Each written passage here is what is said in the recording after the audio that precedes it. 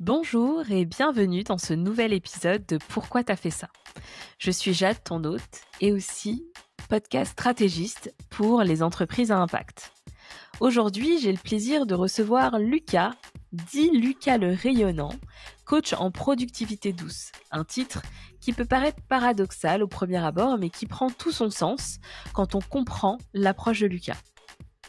Dans cet épisode, nous allons explorer ensemble comment conjuguer productivité et bien-être sans tomber dans la culture toxique de la performance, les différentes formes d'activisme et pourquoi chacune a sa place dans la transformation sociale, le cycle de la productivité qui inclut créativité, efficacité et régénération, les pièges du développement personnel quand il devient performatif, et des outils concrets comme les alarmes d'épuisement et Rainbow Time, mais je ne vous en dis pas plus pour ne pas vous spoiler. Lucas nous partage son parcours atypique, de ses voyages au Canada à son passage dans un écolieu, jusqu'à la création de son métier sur mesure. Un témoignage authentique, comme toujours sur le podcast, sur la recherche d'équilibre entre engagement militant et épanouissement personnel. Alors installez-vous confortablement et laissez-vous porter par cette conversation riche en réflexions et en conseils pratiques. Hello Lucas, ça va? Ça va très bien. C'est une matinée assez calme. J'ai passé une bonne nuit, ça fait longtemps, donc je vais quand même plutôt bien ce matin. Super, non, dans des super conditions pour notre enregistrement. Je te souhaite bienvenue sur le podcast Pourquoi t'as fait ça? Comme je te le disais juste avant, ça fait des mois, voire du coup presque un an que je n'ai pas enregistré de podcast. Donc je suis en même temps super excitée et en même temps un peu flippée. Mais peut-être que c'est comme le vélo, ça ne s'oublie pas. Donc voilà, je vais me faire confiance.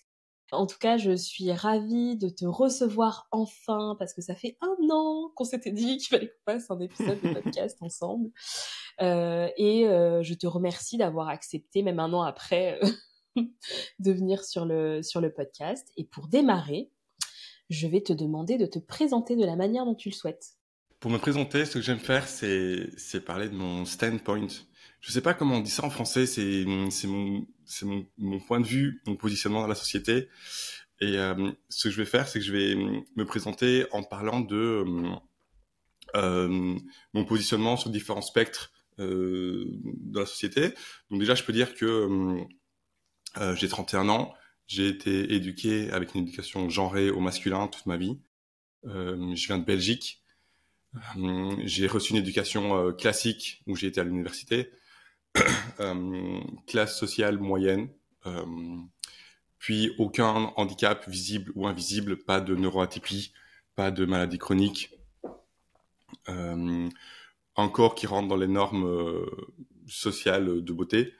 Ce qui fait que tout ça réuni ensemble, ça me crée une espèce de cumul de privilèges dans la société. Ça, pour moi, c'est important de le préciser parce que tout ce que je vais pouvoir partager aujourd'hui comme expérience, comme théorie, comme pratique, comme conseil ou autre, c'est aussi biaisé par l'expérience que j'ai fait de nos sociétés et de la vie. Que du coup, ce que je vais inviter à faire, c'est que les personnes qui vont nous écouter gardent une forme d'esprit critique, ce que je vais pouvoir partager, et garder ce qu'elles ont envie de garder et laisser ce qu'elles ont envie de laisser. Ça, c'est une première chose. Après, ce que je peux dire aussi, c'est que je suis une personne de nature assez joviale, enthousiaste, solaire, où je vais être extrêmement extraverti, social, avoir une facilité de créer du lien avec les gens. Et je pense que c'est aussi une des caractéristiques principales qui a un peu créé un fil rouge dans ma vie depuis en fait la début de mes vingtaines jusqu'à aujourd'hui entre la vie perso et la vie pro aussi. Ok, super. C'est top. Merci pour ta bienveillance par rapport à ça. Il me semble qu'en français, parce qu'il y a Léa aussi qui a fait cet exercice au début, elle disait qu'elle se situait, du coup. Trop Elle bien, se merci. situait, voilà. Et c'est vrai que c'est très important pour donner un peu de perspective à tout ce qu'on va dire. Tu es aujourd'hui, tu m'as mis dans le petit questionnaire que j'envoie en préparation, coach en productivité douce. Avant d'aller explorer tout ça plus tard, Du coup, je laisse le suspense parce que c'est pas un titre qu'on voit tout le temps, loin de là. Est-ce que tu peux nous dire comment t'en es arrivé à être à ton compte, ce que tu faisais avant? Est-ce que tu as été salarié à un moment? Est-ce que tu peux nous raconter un peu tout ça, Mhm. ton cheminement? Ma vie professionnelle, ça a été pas mal de l'exploration et c'est passé par différentes phases depuis le début de ma vingtaine jusqu'à aujourd'hui. Et en fait, ma vie pro a nourri différents besoins sur ces 10 dernières années.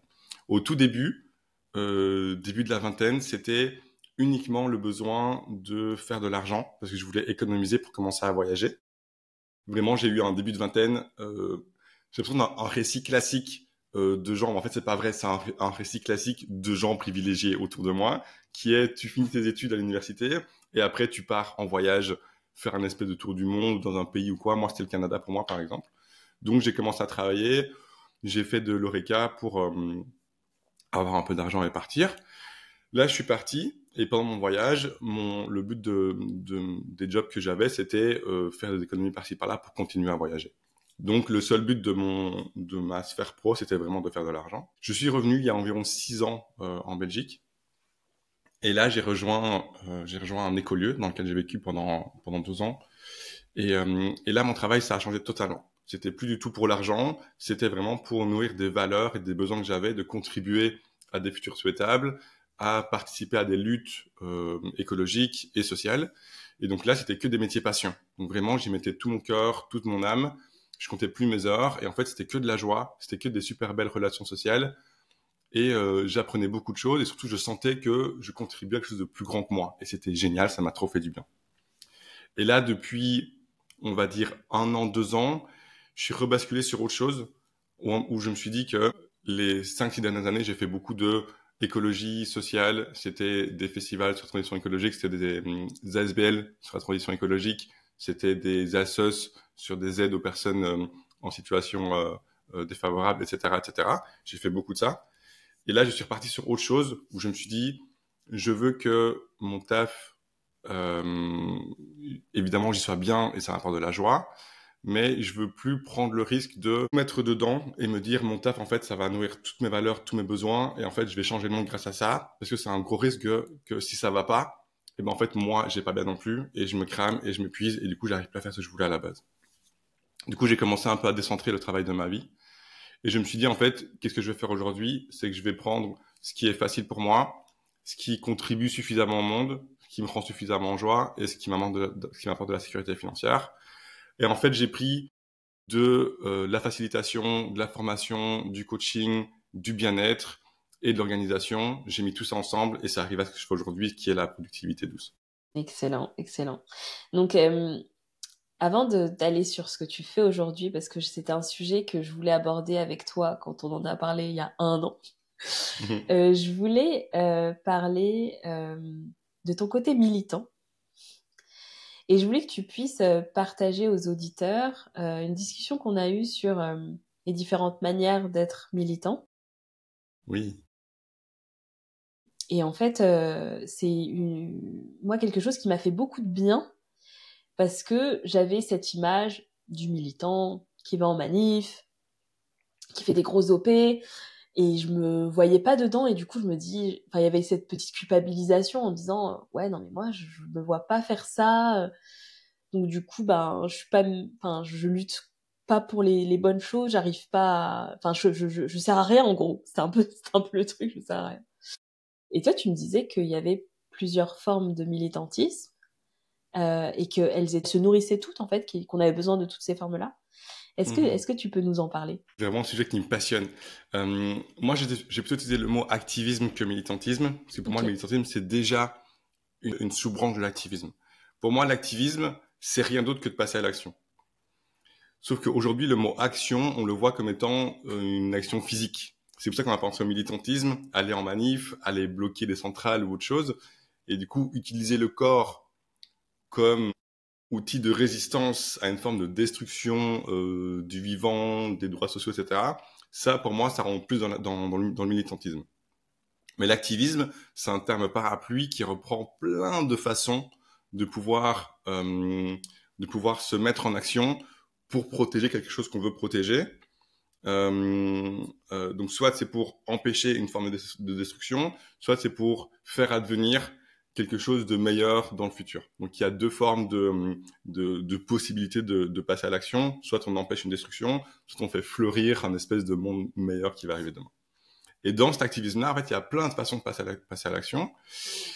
Il y a eu toute une période qui a été très marquée par le colibrisme, notamment qui a été très porté par Pierre Rabhi. Et en gros, cette idée-là, c'est que nous, à notre échelle, en tant que citoyens et citoyennes, on a une capacité à faire des petites actions dans notre quotidien qui peuvent avoir un impact sur notamment la crise climatique.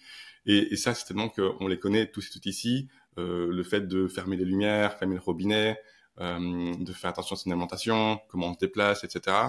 Toutes ces actions-là qu'on va prendre à notre échelle individuelle vont avoir une forme d'impact positif. Et en même temps, on sait aussi que si tout le monde sur cette terre-ci prenait sa part de responsabilité et passe à l'action avec cette forme-là de colibrisme-là, on serait quand même pas suffisamment proche de nos objectifs climatiques.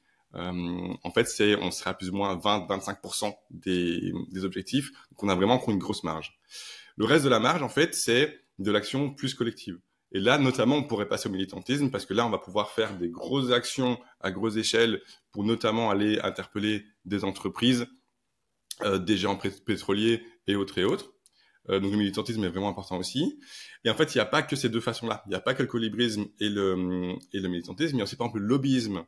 Le lobbyisme, souvent, on va penser que c'est des entreprises qui vont venir influencer des politiques, mais en fait, c'est aussi des citoyens et des citoyennes qui peuvent porter des messages de façon collective pour aller essayer de changer des mentalités, notamment les pétitions, tout ce qui est influenceur et influenceuse sur les réseaux, ça fait partie de ça aussi, du lobbyisme.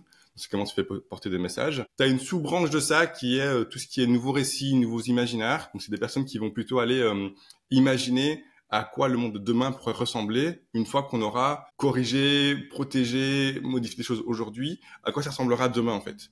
Parce que souvent ce qu'on fait, c'est qu'aujourd'hui on passe à l'action pour empêcher la destruction de la biodiversité, du climat, des droits sociaux, etc.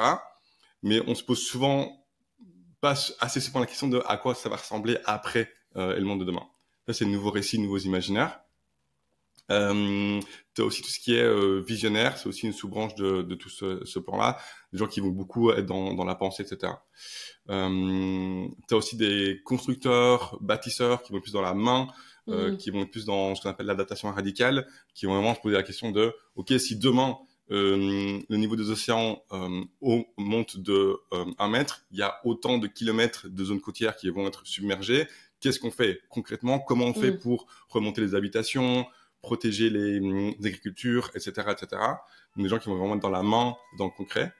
Donc, il y a vraiment une diversité, il y en a encore plein d'autres, il y a une grosse palette de façons de passer à l'action. Et souvent, les gens vont sentir coupables parce qu'on va se dire, ah ben, j'ai pas été en manif, j'ai pas été bloqué telle zone ou autre, etc.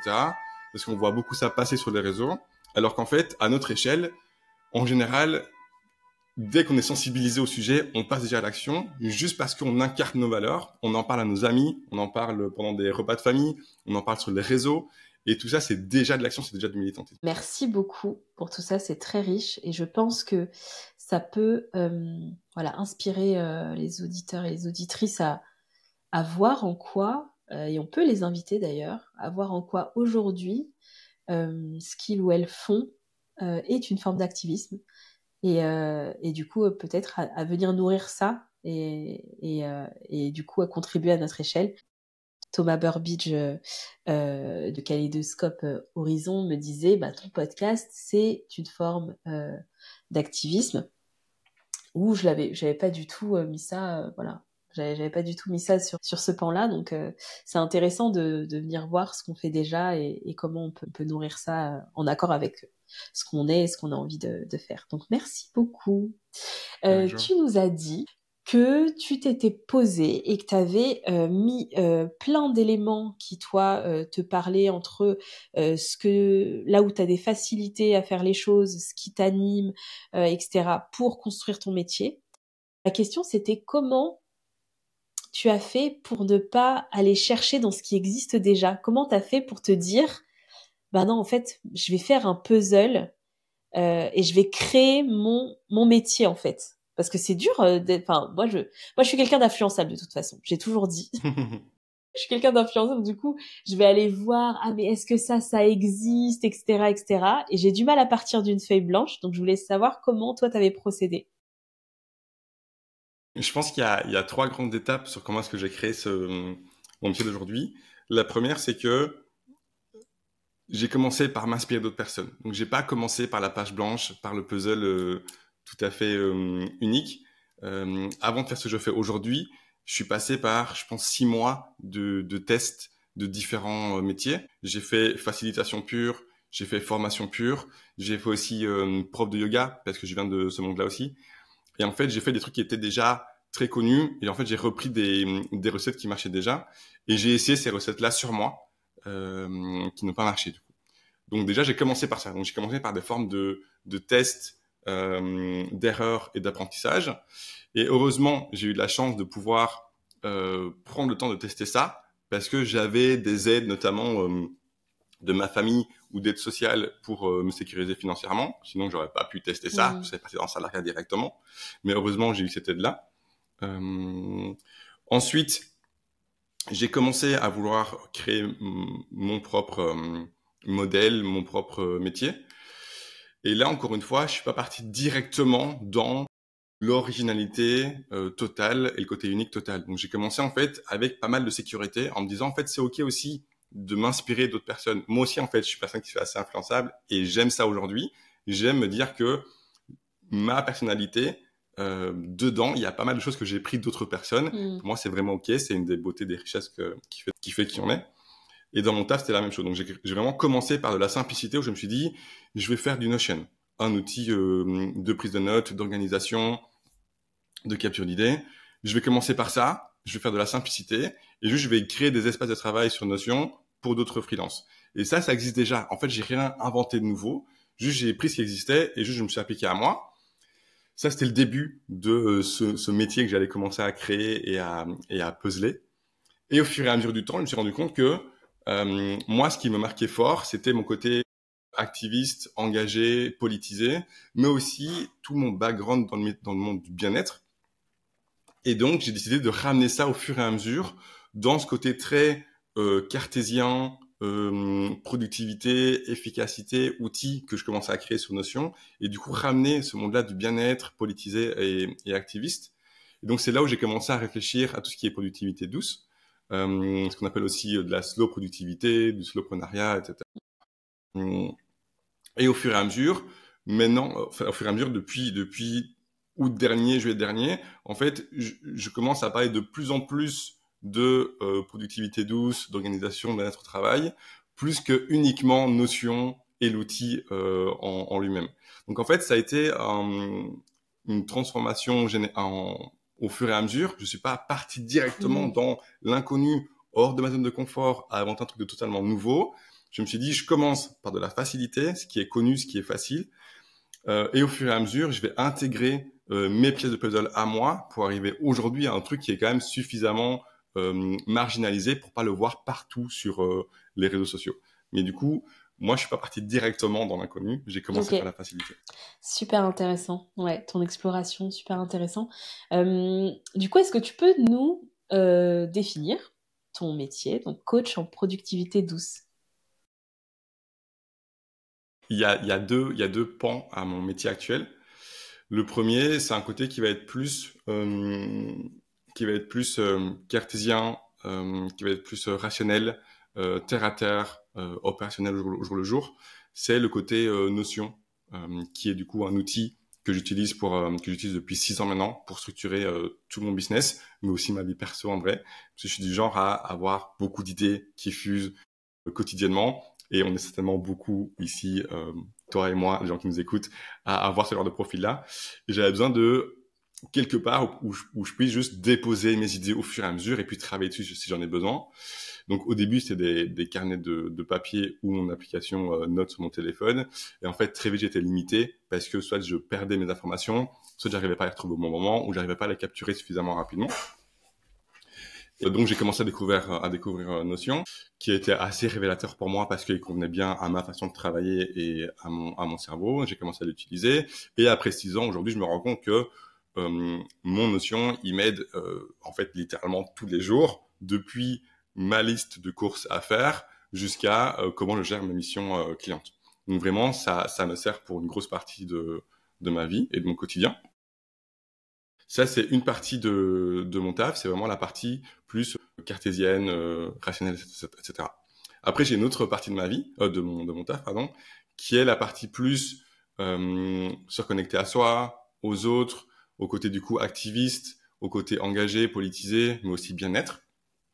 Et donc, c'est là où je vais puiser tout ce que j'ai vécu pendant mes voyages, à l'écolieu où j'ai vécu, par rapport à mes tafs dans l'écologie, etc.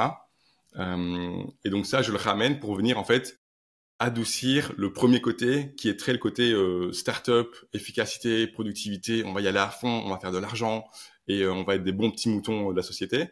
Et moi, je veux venir balancer un petit peu ça, un petit peu casser cette mouvance-là pour ralentir un peu et se rappeler qu'on n'est pas juste des robots à foncer et à faire des choses, mais on est aussi des êtres humains avec des ressources limitées, avec des besoins à nourrir, avec des limites à ne pas dépasser.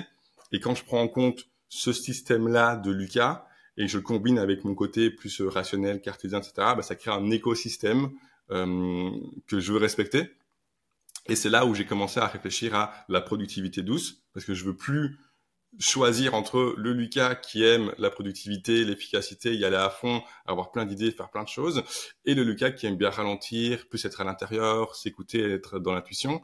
Et je voulais rassembler ces deux mondes-là. Donc le monde de la productivité, le monde du bien-être. Et boum, ça a créé ce truc-là de productivité douce, de comment on allie productivité et bien-être, etc., etc. Voilà, c'est un peu ça. Ok, super, très clair. Euh, Tu as dit que tu avais en toi un peu ces deux côtés, productivité et le fait de ralentir, d'être voilà, plus slow dans ta vie. Est-ce que toi, tu as été justement un peu victime de cette culture de la performance, etc. et que du coup, tu as trouvé comment la contrebalancer? Quel était ton rapport à la productivité? J'y suis encore, hein. Je suis encore victime de la culture de la performance, c'est clair, parce qu'elle est présente euh, partout, H24. En tout cas, comment est-ce que moi j'ai pu expérimenter la société, mais je pense que c'est presque universel, en tout cas dans la société occidentale, j'imagine. Donc je pense que depuis que je suis petit, juste avec l'école, t'es déjà dans la culture de la performance, parce que t'as les devoirs, les contrôles, les examens. T'as des choses à rendre au professeur ou à la professeure. T'as aussi des comptes à rendre à tes parents quand tu reviens après à la maison. Donc, en fait, t'es déjà dans une culture de la performance dès que t'es petit ou dès que t'es petite à l'école. Évidemment, ça continue toute ta vie. Donc, évidemment, il y a le côté école, études, travail, en fait, aussi dans la vie perso. C'est-à-dire que il y a un truc qui est très lié avec le fait d'être occupé. Notre valeur est très liée à notre business, c'est-à-dire le fait d'être occupé. Donc, typiquement, moi, un exemple que j'aime bien donner, c'est que quand je reviens d'un week-end, c'est le lundi, je vois des amis, je vois des gens avec qui je travaille, et on me demande comment c'était ton week-end. Il y a deux réponses possibles. Soit j'ai pas fait grand-chose, j'ai chillé chez moi, c'était un week-end relax. Soit c'était un week-end où j'ai fait plein de choses. J'ai fait la fête, je suis allé au parc, que je suis parti autre part, peu importe. Et par rapport à ces deux réponses-là, il y aura une réaction différente en face. Soit la première réponse, c'est j'ai rien fait, on sera comme ah ok. Soit j'ai fait beaucoup de choses, c'est comme ah waouh, ça avait l'air génial. En fait, ma valeur est un peu reposée sur ma capacité à faire des choses.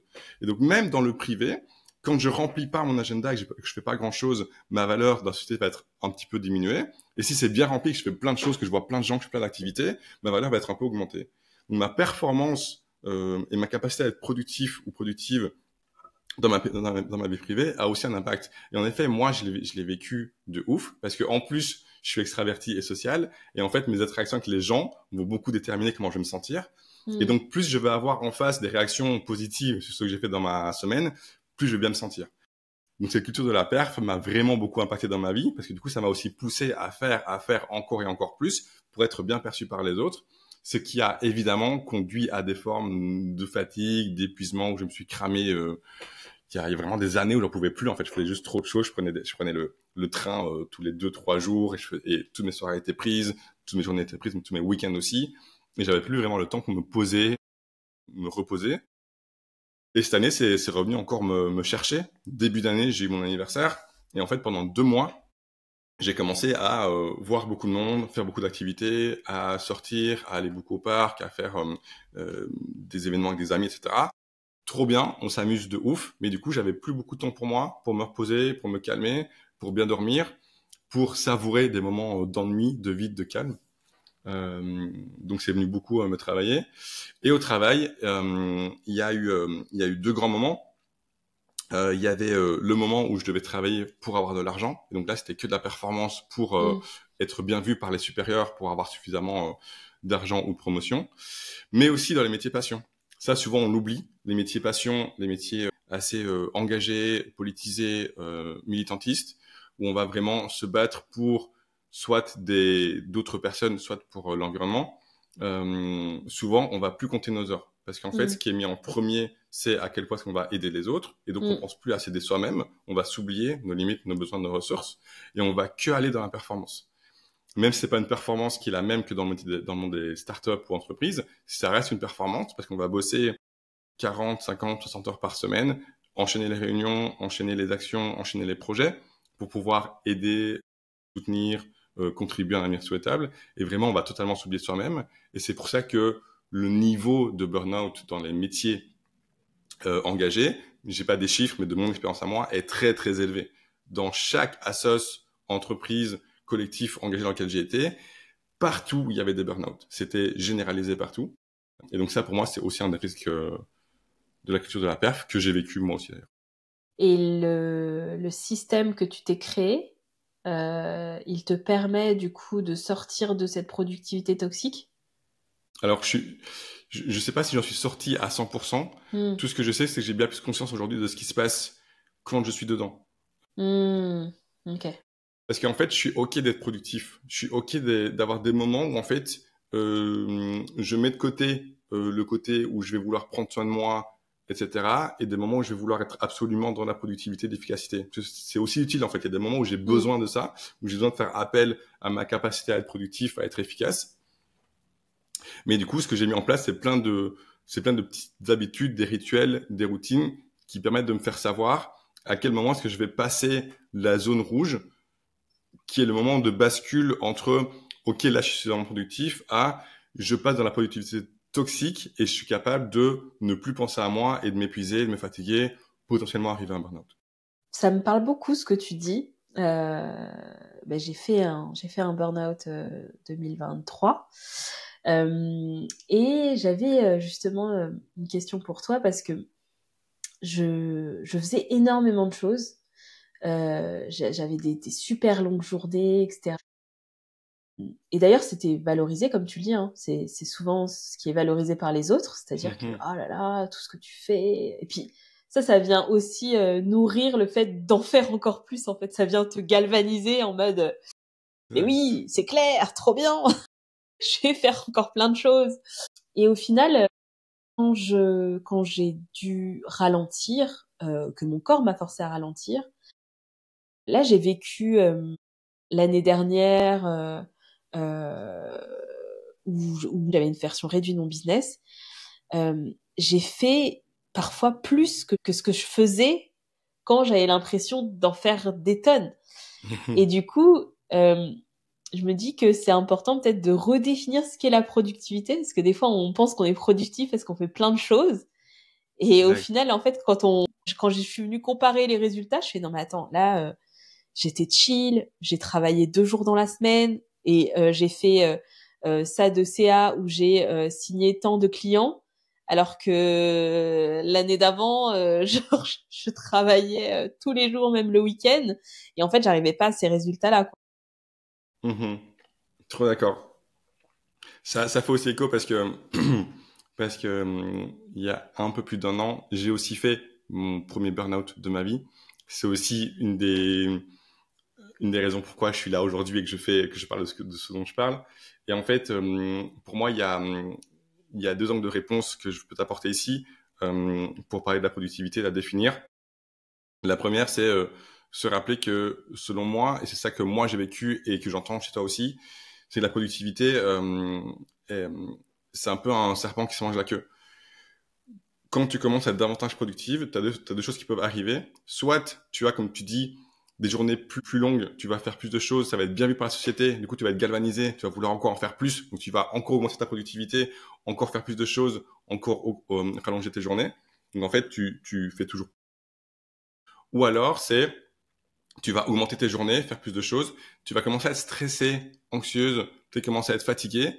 Et la solution qu'on a, nous, aujourd'hui, pour prendre soin de ça, c'est faire encore plus de choses. On va faire des choses pour prendre soin de soi, au lieu de ralentir et de se calmer et de se reposer. Aujourd'hui, notre façon de régler des problèmes, c'est toujours de faire des choses. On se pose jamais la question de qu'est-ce qu'on va faire en moins, on va retirer ou on va arrêter. Toujours, on va ajouter des choses. C'est notamment pour moi le problème de base du dev perso, qui pour moi est problématique, qui est une nouvelle forme du fait de performer notre bien-être et de chaque jour devenir une version meilleure de soi-même. Et on continue à faire des choses pour prendre soin de soi. Alors qu'en fait, il y a tout un pan qu'on oublie, c'est de faire moins de choses et de retirer des éléments de notre vie pour aussi prendre soin de soi. Et donc, dans ce cas-là, la productivité peut être potentiellement toxique et avoir un effet de serpent qui se mange la queue. Selon moi, pour pouvoir sortir de ce schéma-là et qui du coup pour moi répond à la question de c'est quoi la productivité, on a besoin de se rappeler que la productivité c'est pas que faire, il y a aussi d'autres aspects dans la productivité. Et moi, pour pouvoir la définir, j'utilise une équation mathématique parce que de base je suis cartésien et rationnel et j'aime ça. Et du coup, je vais me poser la question de qu'est-ce que je dois accomplir, c'est mon produit, c'est mon résultat, et de quoi j'ai besoin pour arriver à ce résultat-là. Ça, c'est mes ressources. À gauche, j'ai mes ressources, à droite, j'ai mon résultat, et entre les deux, il va y avoir quelque chose. Donc, je vais devoir faire des choses, penser, imaginer, etc. Et dans mon optique, je vais vouloir modifier cette équation-là pour soit augmenter mes résultats, donc avoir plus de bénéfices, plus de résultats, en utilisant les mêmes ressources, ou à contrario, diminuer mes ressources par le même résultat. Donc si j'en ai un exemple, le résultat, ce serait par exemple ce serait un chiffre de CA sur le mois ou sur l'année. Je vais utiliser autant de temps de travail pour arriver à ce CA-là. L'année prochaine, soit je veux doubler le CA, mais garder le même nombre d'heures de travail, ou alors diminuer par 2 mon nombre d'heures de travail et garder le même CA. Donc là, je vais jouer avec mes ressources et mes résultats. Et du coup, pour pouvoir faire en sorte de soit garder les mêmes ressources et augmenter mes résultats, ou diminuer mes ressources et avoir les mêmes résultats, je dois être davantage productif. Pour moi, c'est ça la productivité. C'est une façon de pouvoir changer l'équation entre ce que je vais utiliser chez moi en termes de ressources et les résultats que je vais atteindre. Et cette productivité-là, pour moi, elle passe pas que par faire des choses. Elle passe aussi par d'autres étapes. Et c'est là que pour moi, on a ce que j'appelle le cycle de la productivité. On va passer par 3 grandes étapes. La première, c'est l'étape de la créativité. C'est l'étape où on va générer des idées, où on va créer des liens entre différentes idées, où on va brainstormer, etc. Potentiellement aussi faire de la stratégie sur 1 mois, 3 mois, 1 année. Tout ça, c'est de la créativité qui va permettre de se mettre en mouvement pour arriver à l'étape 2, qui est l'efficacité, qui est vraiment le moment où, ok, là, je vais faire. On est au jour le jour, je prends ma to-do, je vais la cocher et je fais des actions. Ça, c'est la partie efficacité que souvent, du coup, on confond avec productivité et on pense que être productif, c'est que le fait de faire des choses. Non. Ça, c'est l'efficacité.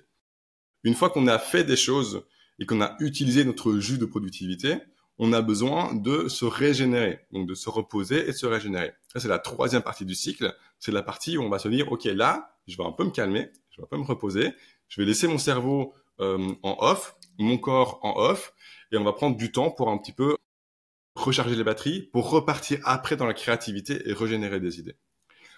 Puis le problème, c'est que soit on fait que l'étape numéro 2, qui est l'efficacité, on fait que de faire, ou alors on jongle entre 1 et 2, donc on fait des choses, on trouve des idées, on les met en place, on retrouve des idées, on les met en place. Et ça, vu qu'on n'a pas la partie numéro 3, qui est le fait de se reposer, se régénérer, on n'arrive plus facilement à repasser par la créativité. C'est là où on a le syndrome de la page blanche, c'est là où on a de la procrastination, perte de motivation, épuisement, fatigue, etc. Parce qu'on oublie la partie régénération.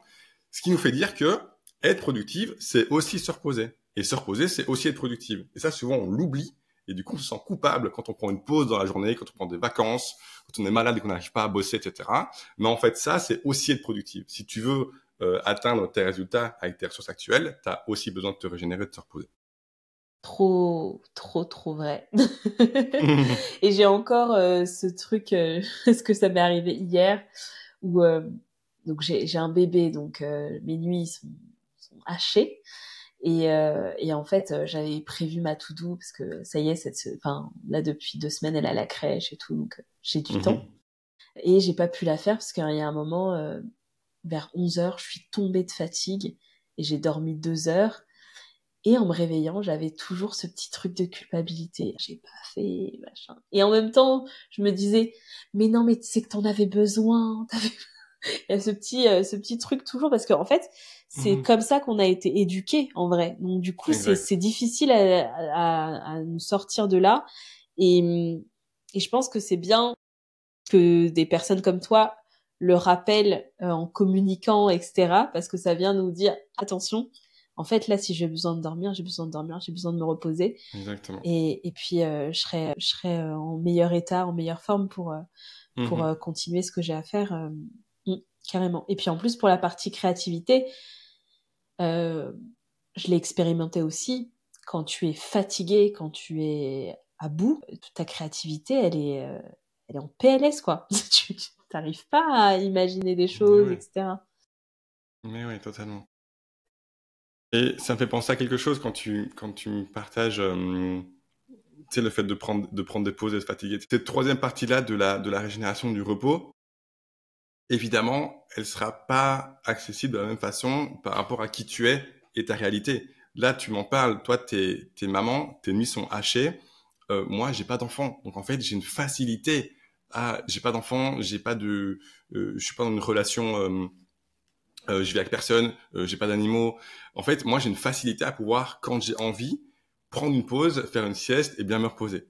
C'est pas le cas pour tout le monde. Des gens qui ont 2 enfants, qui sont parents uniques, qui ont 2 jobs accumulés pour subvenir à leurs besoins et qui ont un handicap visible, pouvoir se reposer, c'est hyper dur. Parce que toute la société nous pousse à faire plus pour avoir de l'argent, nourrir nos enfants, se nourrir soi, etc. Donc en fait, ça va aussi dépendre de où tu es dans la société, tes privilèges et les oppressions que tu reçois. Tout ça va aussi dicter ta capacité à être productive, à te reposer, à être créatif. Et donc c'est encore une fois, pour moi, un rappel que il n'y a pas une responsabilité individuelle à 100%. Et d'ailleurs, selon moi, il y a une majorité de la cause qui est systémique et qui n'est pas individuelle. C'est important de le rappeler, c'est clair.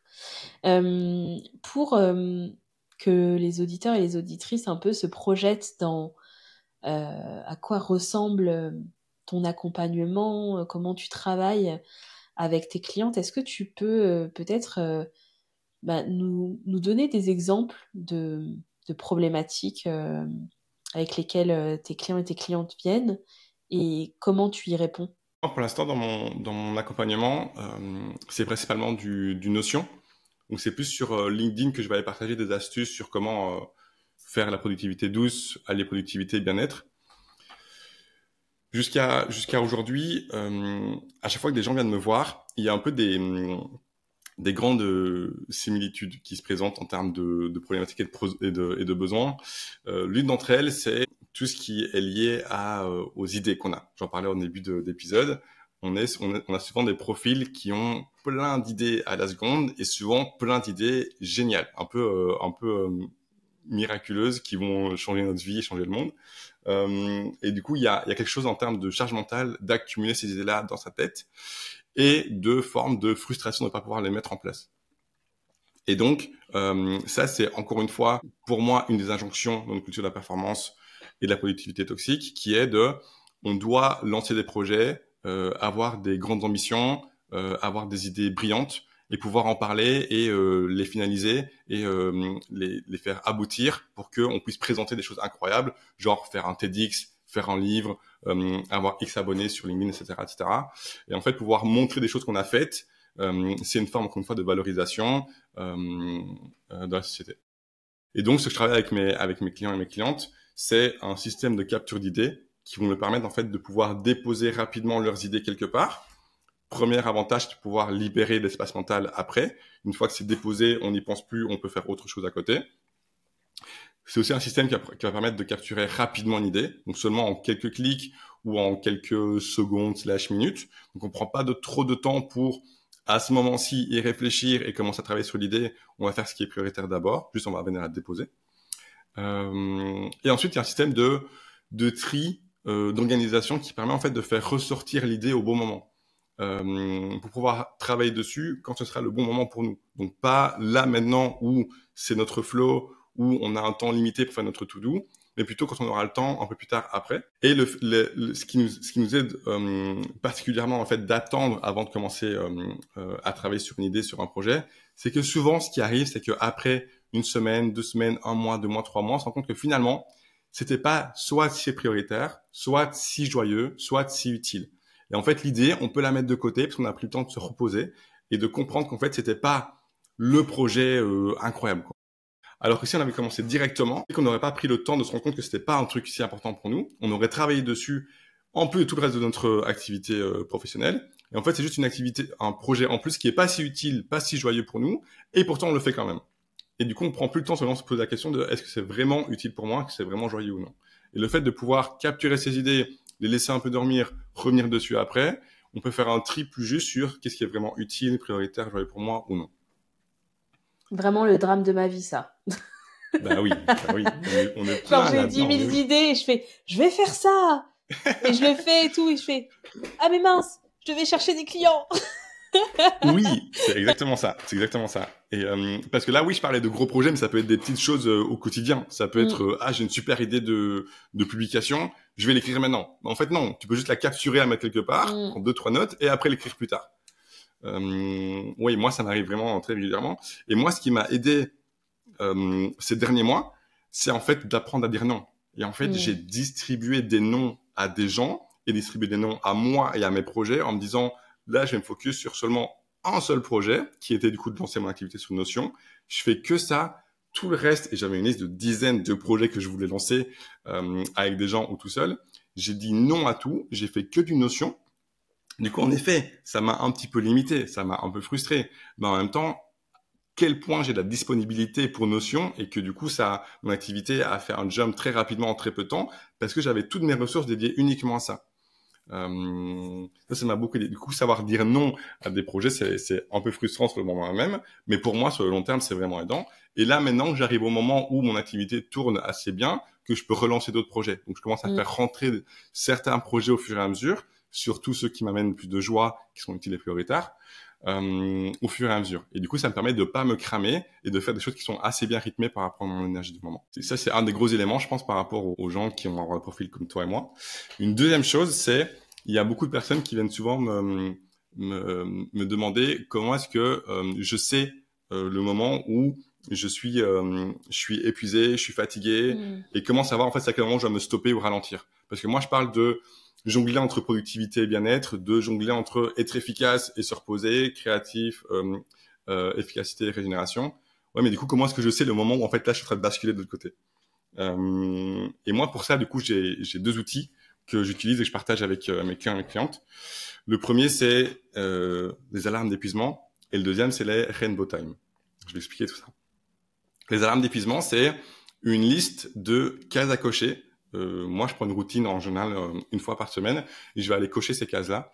Si je coche, mettons, au moins 3 cases sur 5, ça me fait dire, OK, là, je commence à dépasser mes limites et arriver au point de fatigue, d'épuisement.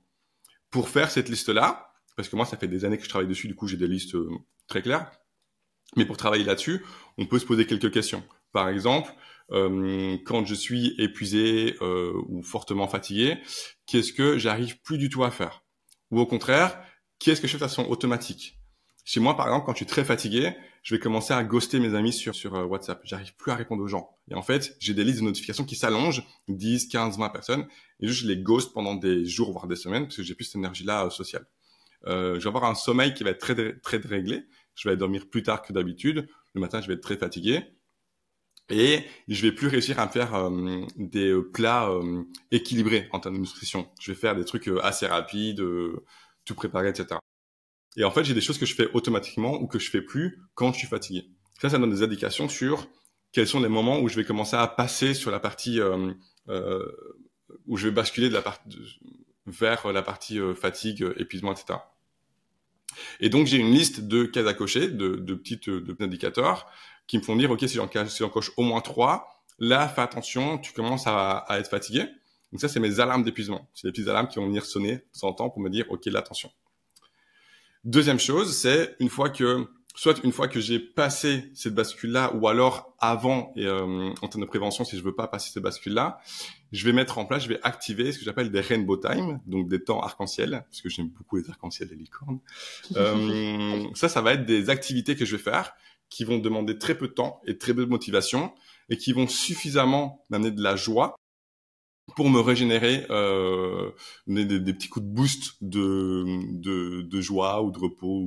Et du coup, ça, je vais me poser aussi des questions, comme par exemple, qu'est-ce qui dans ma vie m'amène le plus de joie? Là, je vais lister plein de choses qui m'amènent plein de joie. Et après, je vais commencer à filtrer cette liste-là. Je vais me dire, parmi cette liste-là, qu'est-ce qui m'apporte le plus de joie, mais me demande le moins de temps. Parce que je veux pas, quand je suis fatigué, faire une activité qui me prend 2 heures. C'est trop de temps. Je veux un truc qui soit rapide, 5 minutes, 10 minutes.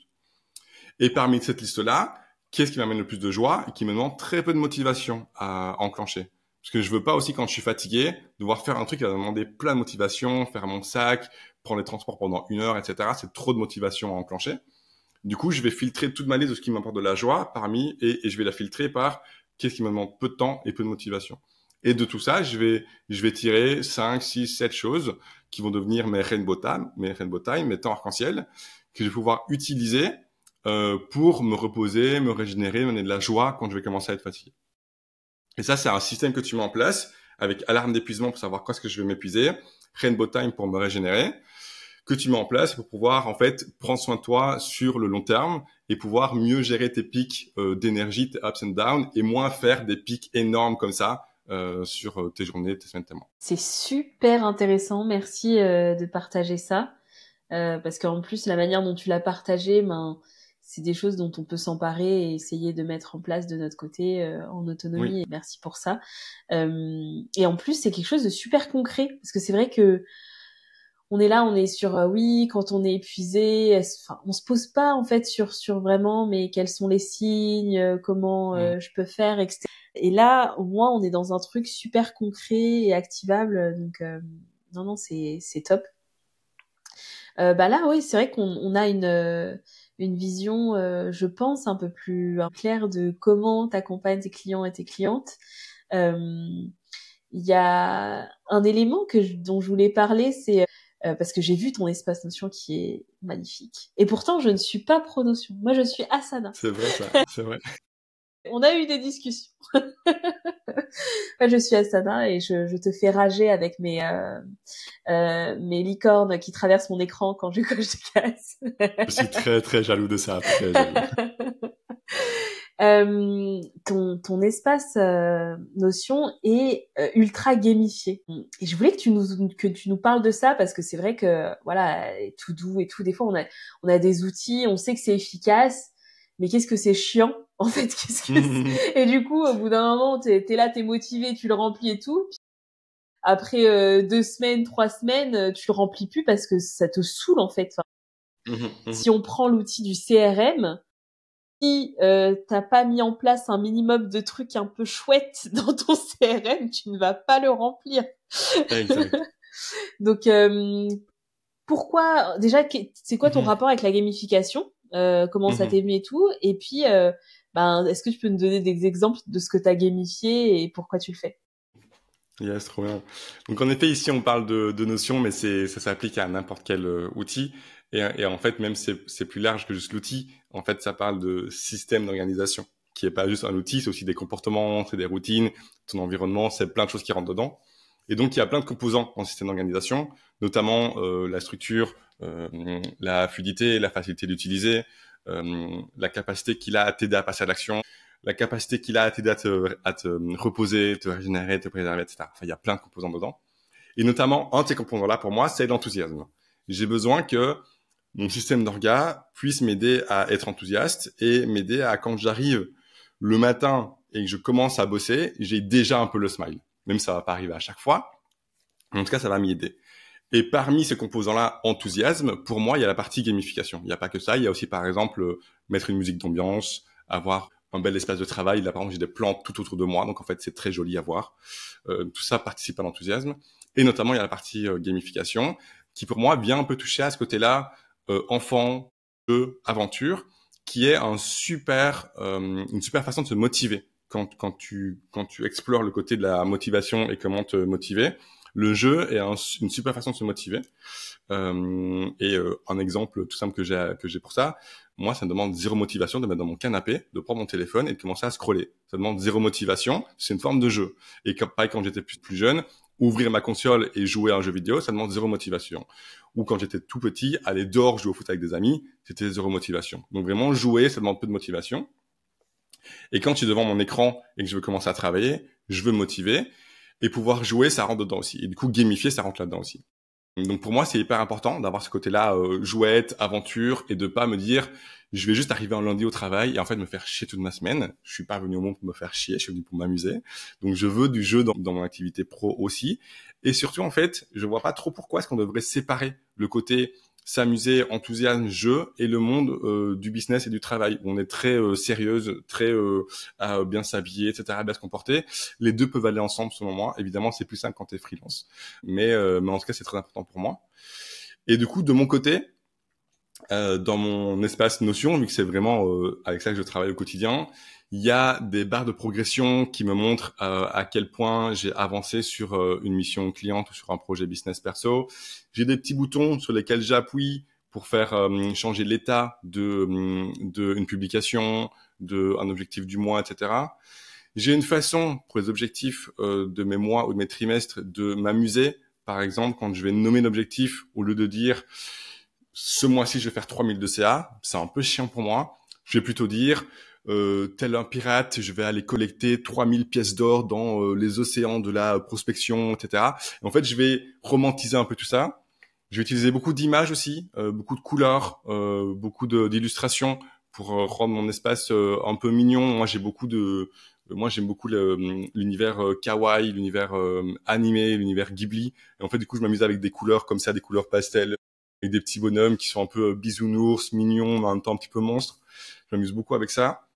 Je joue beaucoup avec les mots aussi. Par exemple, je dis pas que je fais de la prospection ou que j'ai un CRM, mais je dis que j'ai un Pokédex et des Pokémon à aller attraper. C'est bien plus amusant de me dire que je suis un petit éleveur de Pokémon et je vais aller dans les hautes aires pour trouver des Pokémon et les attraper, plutôt que de me dire oh je vais faire de la prospection, je vais aller voir mon CRM, mon tableau, relancer des gens, etc. C'est un peu plus chiant, tu vois. C'est clair. Du coup, et du coup, je gamifie avec les mots que j'utilise, avec le côté esthétique, avec les images, etc., les couleurs, et avec des barres de progression, des boutons. Ok, trop bien.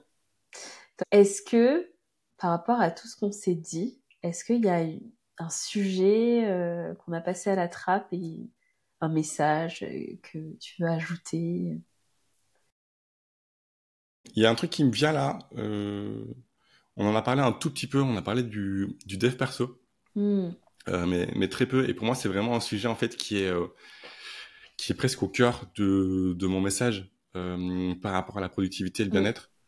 Et en fait, j'ai envie d'en parler parce que j'ai baigné énormément dans le dev perso ces dernières années. En fait, ces 10 dernières années, et j'ai adoré. Ça m'a trop aidé sur plein d'aspects parce que du coup, ça aide vraiment à apprendre à se connaître et à être bien dans sa peau. Et en même temps, il y a aussi des gros risques au dev perso que moi j'ai pu toucher en fait il y a pas si longtemps que ça. Et notamment, c'est toute la partie réappropriation par un monde capitaliste du bien-être. Et d'ailleurs, j'ai un chiffre super intéressant à partager là-dessus qui vient pas de moi, qui vient du livre Politiser le bien-être de Camille Test, qui a un chiffre de 4400 milliards de dollars par année dans le monde du bien-être. Le monde du bien-être, par année, génère 4400 milliards de dollars. C'est un marché énorme. C'est un marché énorme. C'est un chiffre qui vient d'il y a quelques années. Donc aujourd'hui, ça devrait être mis à jour. Ce chiffre-là, en fait, il nous fait comprendre que le bien-être aujourd'hui n'est plus qu'une question de juste prendre soin de toi, mais aussi une question de générer de l'argent. Et évidemment, quand tu génères de l'argent sur le dos du bien-être des gens, ça va d'office filtrer ces pratiques-là et les discours du bien-être pour pouvoir faire en sorte que les gens vont continuer à acheter. Et notamment, on va travailler sur des biais psychologiques. Et pour moi, le gros biais qu'on va utiliser, c'est « je suis pas suffisant, I'm not enough ». Et en fait, chaque jour, je dois faire un peu plus. Et le dev perso, une de ses grandes promesses, c'est chaque jour, tu seras un peu mieux que hier. Tu seras une version un peu mieux que hier. Et en fait, chaque jour, ce qu'on doit faire, c'est continuer de travailler pour encore faire mieux. Et pour moi, c'est plus du bien-être, ça. Pour moi, ça, c'est que de la productivité, de la performance. C'est que on veut plus essayer d'atteindre un idéal de soi-même. C'est on veut atteindre un idéal d'une version normée d'une personne qu'on veut atteindre, qui est en fait popularisée sur les réseaux. Et chaque jour, on va mettre en place des routines, des miracle morning et autres pour essayer d'être encore mieux toujours et plus jamais se poser, se dire aujourd'hui, c'est bon, je suis suffisant et surtout, je suis mieux que hier. Donc, en fait, je peux déjà un petit peu célébrer et me reposer, quoi. Et en fait, on n'a plus jamais le temps pour se reposer, pour prendre des pauses et pour se calmer et se dire, eh ben, en fait, je gère trop. Je gère trop ma vie, je suis une bonne personne et en fait, tout va bien. Non, il faut toujours continuer à faire plus. Et pour moi, c'est un des risques du dev perso, même s'il peut être utile. Mais en tout cas, juste faire attention au côté performatif de vouloir être toujours meilleur demain qu'aujourd'hui. Carrément. Et il y a quelque chose que tu disais tout à l'heure sur le fait que aussi, faut prendre en compte nos propres réalités. Et souvent, quand on lit des choses, notamment sur le Miracle Morning, etc., parfois, c'est pas applicable, en fait. Enfin, et genre, en plus, d'une, c'est pas applicable par rapport à ta propre personnalité, parce que tu n'es pas une personne qui va se lever à 5 heures et qui va péter la forme pendant toute la journée. Et de deux, comme on se le rappelait dans cette discussion, voilà, j'ai 3 enfants, donc il y a des trucs où en fait ça ne matche pas, et c'est un peu le problème, je trouve, qu'on voit aussi beaucoup sur LinkedIn en général, des recettes un peu toutes faites, en fait, où il y a un peu la méthode, l'ultime méthode pour, qu'on voit tous de quoi on parle. Oui, clairement. Et ouais, ça fait des dégâts. Clairement. C'est tout ce que j'appelle les modèles uniques. C'est les gens qui vont partager une façon de faire à un moment donné et qui vont nous faire promettre, si vous appliquez cette méthode-là, vous allez y arriver. Et évidemment, c'est totalement faux en fait, parce que cette méthode-là, c'est pour ça que j'ai posé mon stand. Oui, que tu t'es situé, oui. Tu t'es situé au départ. Merci, à un début d'épisode. C'est que ces personnes-là qui partagent leur modèle unique, ce modèle-là a été basé sur leur expérience de la vie et de la société, la façon dont leur cerveau fonctionne, leurs privilèges, leur vision de la vie, etc. Et donc, c'est un moment T, ça fonctionne pour une personne. C'est impossible que ça fonctionne pour tout le monde. Alors, ça veut pas dire que ça fonctionne pas. Ça veut dire que potentiellement, il y a plein de choses à prendre dedans, mais aussi plein de choses à changer et à adapter à soi-même, quoi. Et donc, il y a des vrais risques de juste, en fait, suivre les conseils totalement donnés comme ça, ce qui peut entraîner des gros risques de culpabilité individuelle de ouf, de dire, en fait, j'y arrive pas, c'est de ma faute. En fait, non. Et surtout, c'est une culpabilité de ces personnes-là qui te disent, si tu veux, tu peux. Et écoute, du coup, si tu n'y arrives pas, c'est de ta faute. C'est une manque de volonté, de motivation, de persévérance, d'organisation, etc. Alors qu'en fait, non. C'est un modèle qui est pas adapté à toi parce que tu fonctionnes différemment. Tu as eu différentes expériences de la vie. Et du coup, tu as besoin de trouver ta façon à toi de faire et donc de remettre en question les modèles uniques qu'on partage. 100% aligné. Toi, avec tes clients et tes clientes, comment tu pars de leur situation précise? Quelle est un peu ta première étape quand tu commences un accompagnement? Ouais. Donc là, je vais parler de mon accompagnement phare qui est comment je crée un espace de travail sur Notion. Du coup, je pars toujours d'une rencontre qui va durer 2 heures avec la personne. Où en fait, on va vraiment, vu que moi j'ai un passé de facilitation, formation et coaching, j'ai une capacité à poser des questions qui vont permettre de clarifier des besoins et des problématiques. Donc, soit la personne va déjà arriver avec des problématiques précises, on va les creuser, on va les préciser ensemble. Soit, ce qui arrive plus souvent que ce que j'aurais imaginé, c'est que les gens sont pas sûrs de ce qu'ils ont besoin et de leurs problématiques. Et du coup, là, moi, je vais les aider avec des questions que j'ai un peu dans ma caisse pour pouvoir, en fait, les aider à parcourir une journée type, une semaine type, et dans cette journée, cette semaine-là, savoir par quelle phase elles vont passer en termes d'organisation, de productivité, de bien-être, et savoir les moments où c'est facile ou moins facile, où il y a de la fluidité ou de la friction. Et en fait, avec tout ça, je vais commencer à comprendre comment créer un bon système d'organisation qui leur sont utiles et adaptés pour elles. Par rapport à comment leur cerveau fonctionne, par rapport à leur niveau de procrastination, de motivation, leurs envies, leurs besoins, leurs problématiques. Et en fait, c'est vraiment 2 heures où on va que parler, quoi. On travaille pas encore sur notion. Limite, on oublie notion. Donc vraiment, on parle de comment la personne fonctionne dans son quotidien. Et de là, moi, je vais commencer à récolter les besoins, les problématiques et trouver aussi des solutions. Ok, super. Est-ce qu'il y a un autre sujet brûlant qu'on Là, n'a pas pour moi, il n'y a abordé? plus rien de brûlant. Je pense qu'on a fait un bon tour du sujet. Il y a toujours d'autres choses à raconter, mais bon. Il y a toujours plein de choses à raconter, c'est sûr. Ouais. J'avais une dernière question avant de passer aux questions rituelles pour toi. Comment tu te sens aujourd'hui avec... parce que tu nous as parlé de ton cheminement. Donc, je voulais savoir comment tu te sens là, aujourd'hui, avec ce que tu as construit. Qu'est-ce que tu envisages? Est-ce que tu peux nous dire un peu ton ressenti? Je pense qu'aujourd'hui, ce qui me conforte le plus dans les choix que j'ai faits et dans là où j'en suis, c'est que j'ai trouvé une forme d'équilibre que j'avais pas encore vraiment trouvé avant. Alors le mot d'équilibre, le terme d'équilibre, je suis pas tout à fait aligné avec, parce que c'est encore une fois un truc performatif, d'arriver à un idéal totalement équilibré dans toutes les parties de ma vie. C'est un petit peu impossible, sauf que ça c'est toujours très limité dans le temps. Mais en tout cas, aujourd'hui, là où je suis arrivé, c'est que je travaille 20 heures par semaine, parfois 25 heures. Et en fait, j'ai plus des horaires de taré sur ma semaine. Donc, je suis plus envahi par mon travail. Mon travail a une place dans ma vie, mais c'est pas Lucas égale mon travail. Je suis plus identifié à mon travail. Donc, en fait, quand on me demande qu'est-ce que tu fais dans ta vie, je réponds plus par mon travail, tu vois. Donc, en fait, mon travail est super important et il a vraiment une bonne partie dans ma vie, mais c'est plus toute ma vie, ce qui fait vraiment du bien. Donc c'est là un peu où j'en suis arrivé aujourd'hui. Et en termes de bien-être et productivité, j'arrive à un moment où j'arrive à de plus en plus à décorréler ma productivité de ma valeur et pouvoir faire plus rentrer des moments d'intuition, de bien-être, de repos, de régénération. Et du coup, il y a un truc de écosystémique qui se passe assez bien, et du coup de résilience et de robustesse dans la façon dont je travaille et dont je vis aussi ma vie personnelle. Et pour le moment, pour le futur, en fait, ce qui se passe, c'est que j'ai plus des énormes ambitions comme j'avais par le passé. En fait, je me projetais dans 1 an, 5 ans, 10 ans et j'imaginais des trucs incroyables où j'allais avoir des super communautés, faire des projets d'activistes, faire des TEDx, faire des super programmes, etc.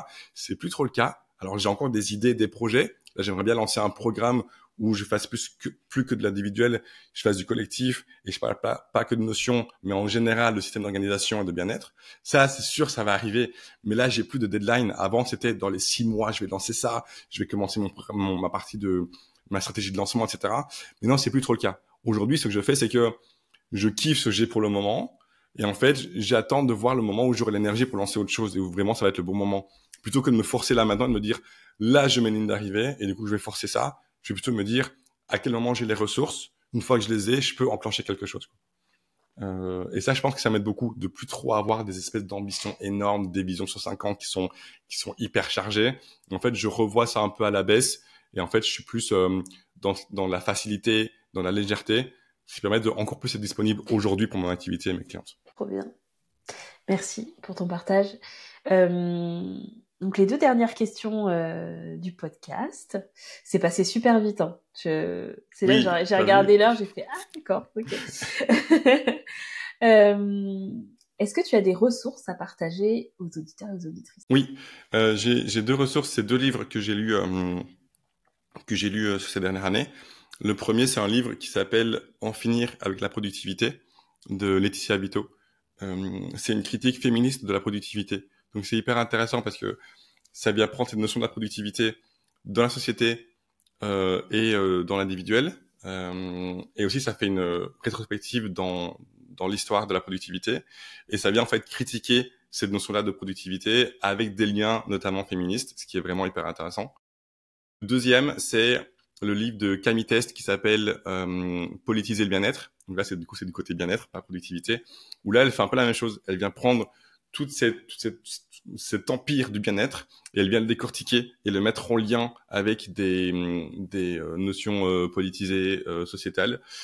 Notamment, c'est de là dont j'ai tiré le chiffre de 4400 milliards de dollars par an. Okay. C'est vraiment 2 livres qui, pour moi, sont devenus un peu mes bases par rapport à mon activité aujourd'hui de productivité et de bien-être. Ok, super. On les mettra dans la description de l'épisode. Et ma dernière question, qui tu verrais à ta place pour l'interview? Évidemment, c'est dur de répondre à ça. Il y a tellement de gens que j'aimerais entendre dans ce podcast. Mais les deux qui sont venus vraiment en premier, c'est 2 amis à moi. La première, c'est Léna Piroli, que tu connais aussi, oui. qui est une personne qui est très engagée, notamment sur le féminisme. Et du coup, mon LinkedIn, quand je vois des posts passer d'elle, je suis comme waouh, c'est trop intéressant. Toujours, c'est trop intéressant. Donc Léna Piroli, ce serait vraiment un grand oui. Et il y a aussi Sarah Ivakov, qui est aussi une amie freelance que tu connais aussi, je pense, oui. qui est aussi très engagée, très politisée, qui va pas hésiter à prendre la parole sur LinkedIn.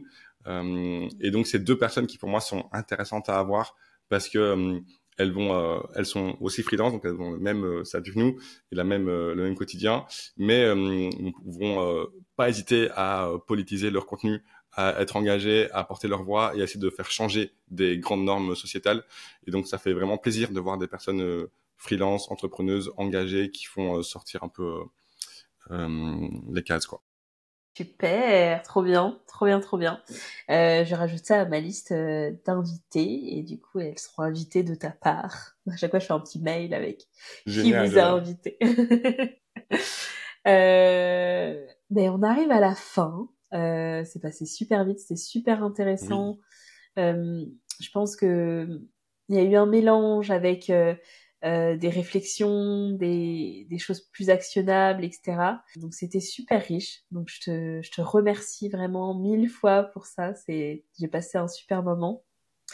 Où est-ce qu'on peut te retrouver, ou si des personnes veulent continuer la discussion avec toi, est-ce que tu peux nous dire un peu où on peut parler? Ouais, moi je suis actif principalement sur LinkedIn. Pour me retrouver, on cherche Lucas le rayonnant. J'ai un petit soleil à côté de mon prénom. Encore une fois, je veux pas m'ennuyer, du coup je mets pas juste Lucas Stordor, je mets Lucas le rayonnant. C'est vraiment là, donc écrivez-moi en DM, c'est trop bienvenu, ou mettez des commentaires sous mes posts et je réponds à tous les commentaires. J'adore parler sur LinkedIn. J'ai aussi un compte Instagram, mais sur lequel je suis pas trop présent, c'est plus une vitrine. Là, du coup, c'est juste Lucas Stordor. Et sinon, j'ai un site web. On peut me retrouver sur mon site Bento. Ok, on mettra tous les liens en description. Donc, je vais te laisser à ta journée, continuer ta belle journée que tu as bien commencé avant. Oui. Et puis là, avec cette petite discussion, c'était trop cool. Et puis, je te dis à bientôt, Lucas. Merci beaucoup. À bientôt, Jade. Bye bye. Ciao.